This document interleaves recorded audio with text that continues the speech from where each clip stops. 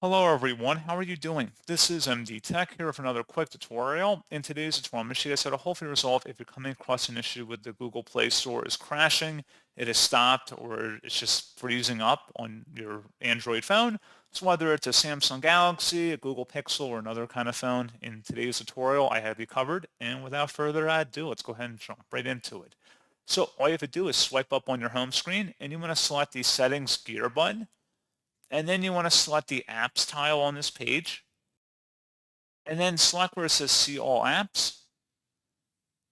And then you want to go down to the Google Play Store app in here, select that, and then select where it says storage and cache. Select the clear cache option first and then relaunch the app. If you're still having a problem, you can go ahead and clear the storage, which will clear the app's data, including files and settings.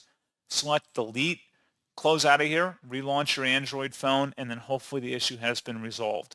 So as always, thank you guys for watching this brief tutorial. I do hope that I was able to help you out, and I do look forward to catching you all in the next tutorial.